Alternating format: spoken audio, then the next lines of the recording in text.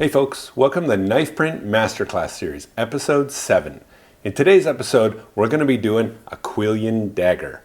This episode is going to be all about symmetry and being able to do a design that has to be the same on both sides. So let's get right into it. Let's start our dagger design. So daggers are all about symmetry. You want them the same from one side to the other. So that is going to be the biggest challenge to this design. Let's start from scratch. So there's a couple ways you can do this. What I've done in the past is rely heavily on the grid lines that you see. For example, if I want the dagger point to start here, I will put the point right on that grid line and then do my dagger shape, all the while maintaining where I am against these grid lines. So now, and I'm going to modify this later, but my tang and all these lines I'm trying to mirror across this line here and do this. And basically, I'm trying to mirror all of these lines. Okay, this will get you close, but this isn't the best way to do it. Before, you could do things like selecting paths and then using the copy, paste, and flip functionality. This was the way to do it. But now that we have this, we're going to do it a different way. So let's erase what we have. What we're going to do is basically draw half of the dagger. Then we're going to copy that, flip it, that'll be our other half, and then we'll know they're exactly the same. So now using the grid lines, I'm only going to draw half of the dagger.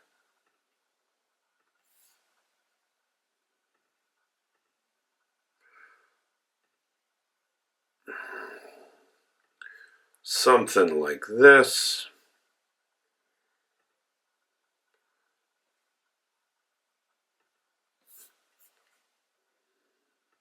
Okay, so there's our dagger. It's pretty rough. So let's clean it up a little bit. We'll smooth out our curves.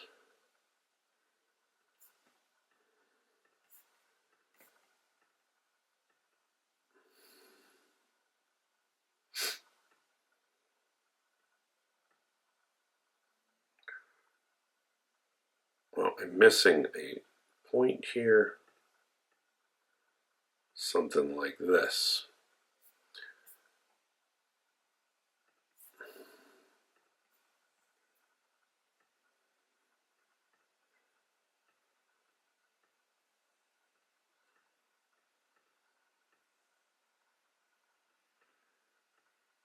Okay, so that's kind of what I want. Let's reset this, go back. Now let's take some measurements. I want this part of the dagger here, total width, I want it to be about an inch, maybe 1.25 inches. Okay, so we're at 1/2 inch, so I want to make it just a little bit bigger, so I'm going to take this and just stretch the whole thing. Okay, so right at its widest part here, we're at 0.65, so that's pretty good.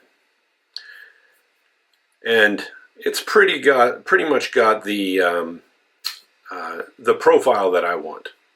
Nice long tang. We'll probably end up shortening this. Let's check our length of our dagger. Whoops, let's do it from here. Okay, so 9 inches. I want it to be a little longer. I want the blade length to be about 12 inches. Let's just move this. Whoops. Let's measure it again. Okay, we're at 10.3. Make it a little longer still. Now it's important that I keep this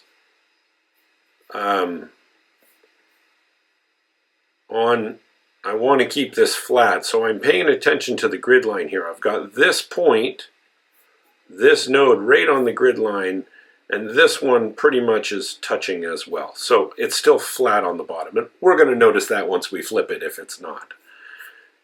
So we've got our blade length. Let's measure one more time. Yeah, so we're at just under 12 inches, which is fine. Okay, our tang, or just our ricasso area, will be just under an inch, which is great as well. Okay, so I think we're pretty much there. I'm going to hold off on duplicating this until we get into some of the parts. So in this design, I'm going to want a guard. I want a spacer behind the guard, a fluted handle, and then a pommel. Okay, and we're going to be threading the end of this of the tang here. And if you haven't figured it out, I'm making a quillion dagger here. So quite a fancy one, but it's my favorite design. So I think we're pretty much done. So now I'm going to duplicate this. So I'm going to copy, paste, and then flip vertically. Then I can drag this around.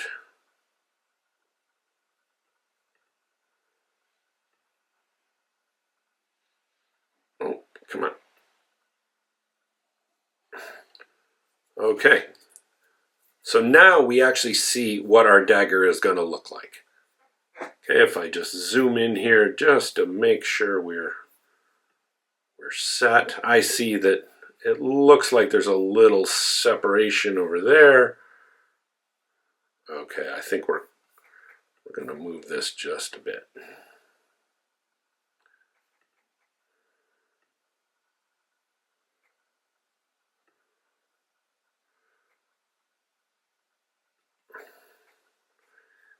Okay, so I can see that I'm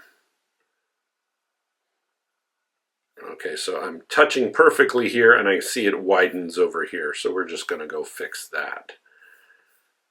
All right.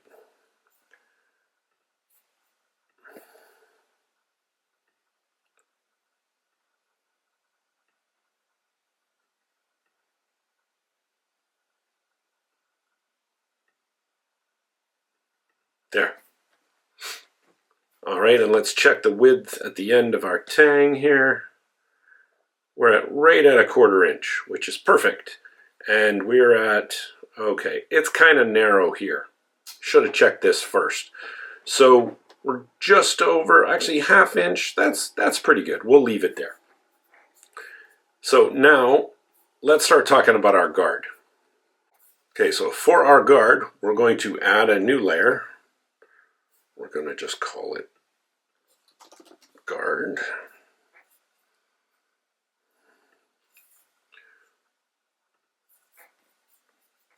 Okay, so for this one, we're going to be somewhat fancy here. We're going to start here.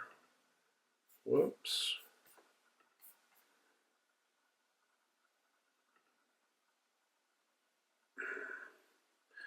I'm going to just cancel this.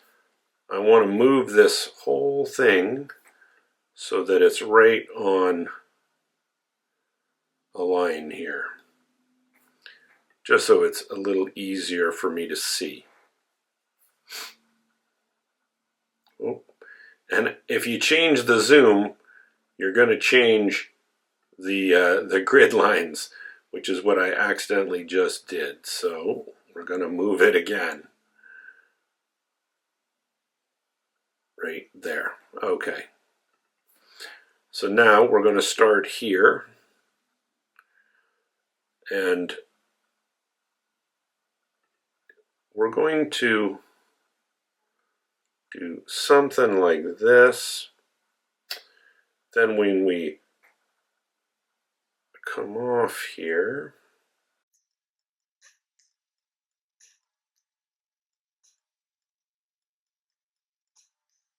and I'm actually going to do this. I'm just going to move these nodes around because again I'm going to be copying this.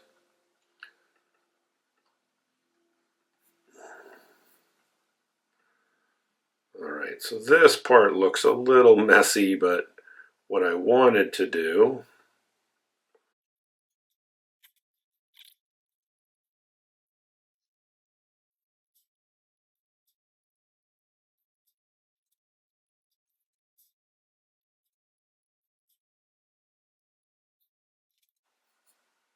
Okay, so now I'm going to take some time and just, what I'm doing is between these two, I'm trying to make these symmetrical. I'm just looking at where the handles are, trying to make them the same, figuring out where these are, and this is where you want to do a lot of moving. So center it up between the grid lines is a good way to do this. And then select your nodes and try to make them symmetrical.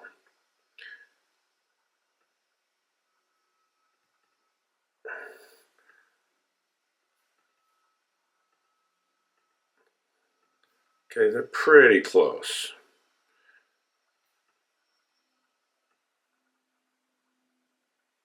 You can also use the lines in between, so that's actually getting pretty close.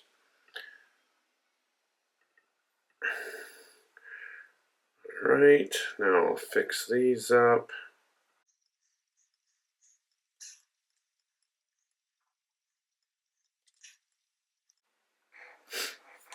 Okay, so now we'll move this around a little bit and let's work on the rest of our guard here.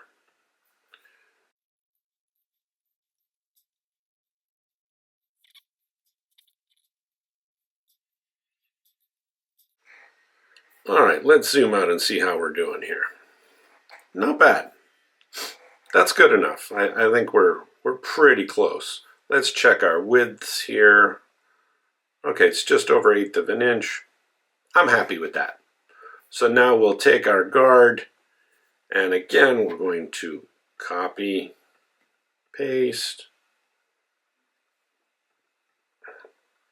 flip vertically, and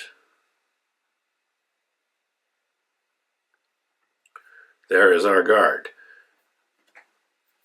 If we show the layers, and so that's what our guard is going to look like. Now let's do just a measurement around the guard quillions. Okay,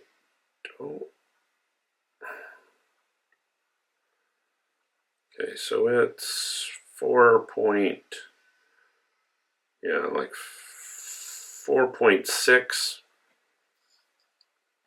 So what I'm going to do is do another drawing that's about 4.6, and we're going to measure this. Okay, so let's see if this is around 2.3. You probably see where I'm going. It's a little large. So what I'm drawing is a top view of the guard.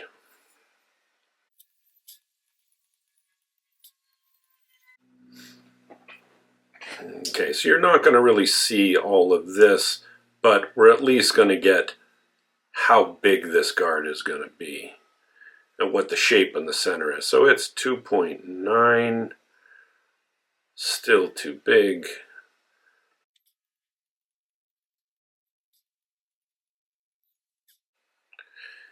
Now, of course, if I wanted to be extremely precise, I could draw 1/4 of this guard, flip it horizontally, copy it, flip it, and do all of that work and basically only draw 1/4 of it, but you get the idea. I'm not going to go too much into this for the sake of time. Let's just paste it and then flip it horizontally. There.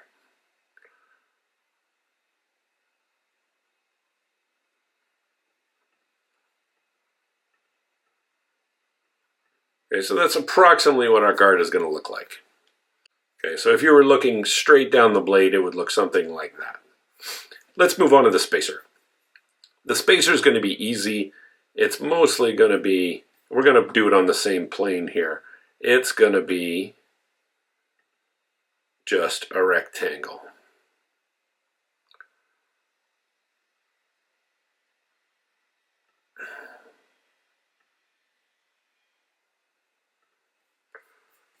Okay, and checking the width of this. Yeah, it's a little thick. Let's make it a bit smaller.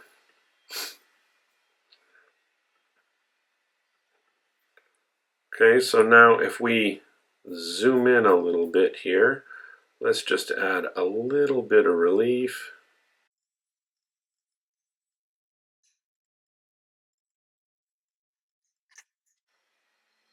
So there is our spacer, and we can add some other things like maybe there's engraving or something like that on this, but we'll leave it as is. Let's move on to the handle.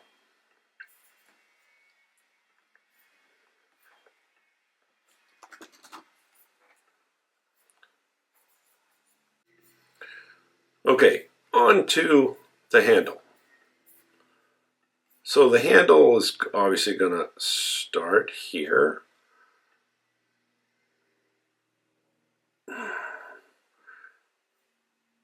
I'll fix that.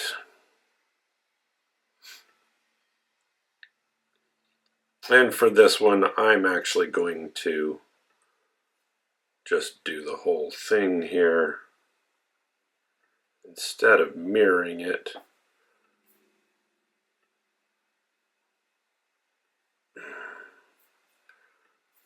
And we're going to move this so that we can use our grid lines.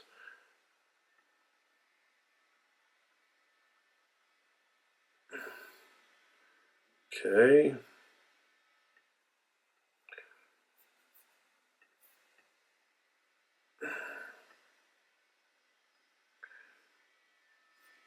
And we just need to move this one just a bit out. So I'm eyeballing that this point is as far from this line as this point is from this line. Now, I'm actually going to put some curves on these. Oh. Now that I've done all that, I'm going to move these lines to the center here.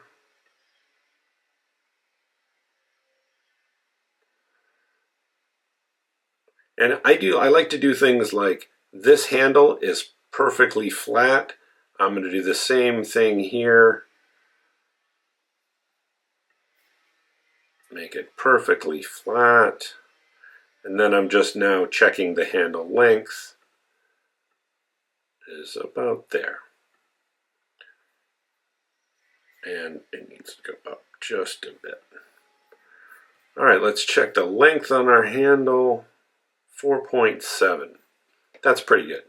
The one issue we have is that it's just a little bit too wide.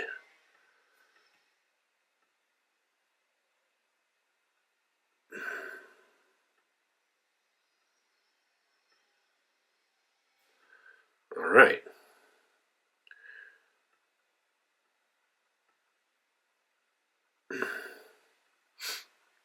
Okay, so there's our handle. I see we need to extend the tang. So let's go back here. We're going to just draw this out a little bit.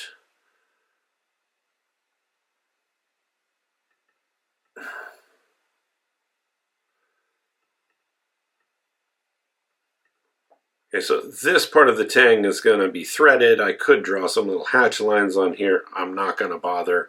But now let's get into our pommel. So maybe I want to do fluted, a fluted handle, and I could draw some cross hatches on the handle here just to indicate that it's fluted. Let's go and do that.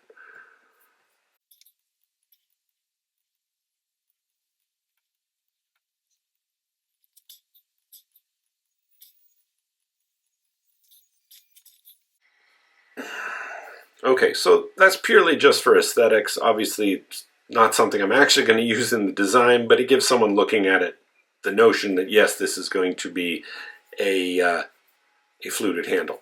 Now let's move on to our pommel.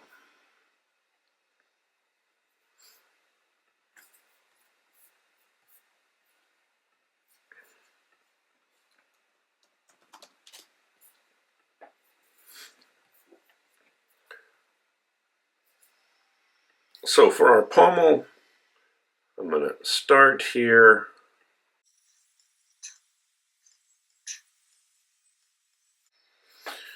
Okay, I'm going to move it so I'm centered up on a grid line.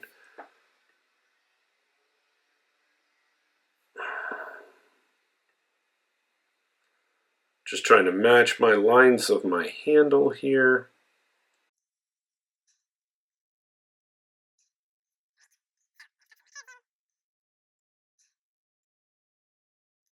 And it's really handy to be able to grab a node, and the little sizing arrows will tend to show you when you're in the middle of the node above it. And now, let's check the width on this, because I don't want this to be too monstrous. Okay, so we're over an inch, so let's compress this a little bit.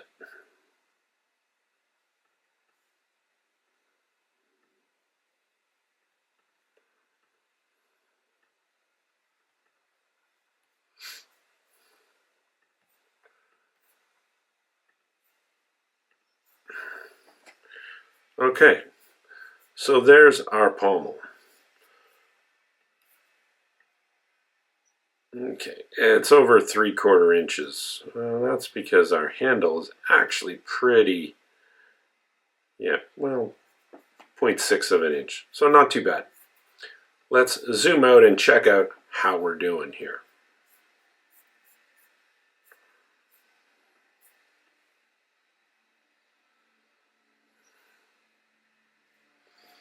All right, so we've got our blade.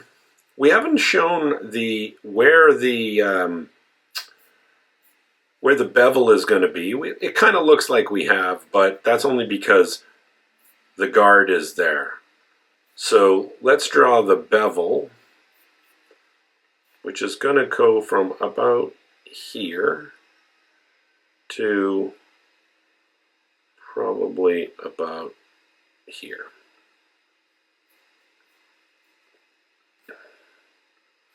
And what we want is this to just aesthetically match where the guard is going to be.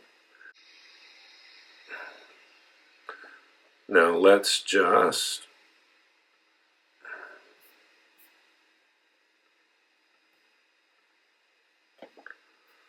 copy, paste, flip vertically, and we'll, whoops, put our bevel line in.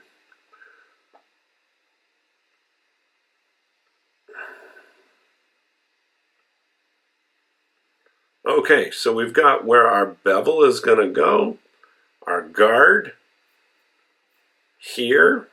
Let's say we wanted to change the guard a little bit. Maybe we want it to be a little more like that. We've got our guard, okay, with some cool relief here, some quillions. We've got our spacer with a little bit of relief here. Then we'll move on to our fluted handle. Okay, and again, the tang is going to go through this handle, and then the pommel will screw on to the threaded portion of the tang. Okay, we could put some more fluting in the pommel if we wanted to, but I think we got our point across. So now that we've finished our dagger, let's talk a little bit about some of the techniques we learned to optimize for symmetry. The first is to, just use the grid lines and move your parts of your diagram over top of your grid lines so you can check where your nodes are. Okay, remembering when you zoom in, your grid lines are going to move, so you're going to have to reposition. But here you can see that this point and this point are parallel on the same line because I can just put them on the grid line. So use that technique. Also, we talked about drawing half or a quarter if it's something like the guard, drawing half of something and then copying and pasting and flipping it either vertically or horizontally. Sometimes it's easier just to duplicate it and just watch the nodes and just eyeball them. A lot of times that's more important. For something like this spacer, it's usually more important that the width is constant, because you're really gonna take the width of this thing, which is the most important to make sure all your pieces fit together. The outside portion, whether it's exactly the same here or here, you're probably going to do this on a lathe anyway. So hopefully this was useful. It shows you how to do a complex symmetrical pattern like a dagger. And stay tuned for the next one where we do a folding knife. Thanks, folks. See you next time.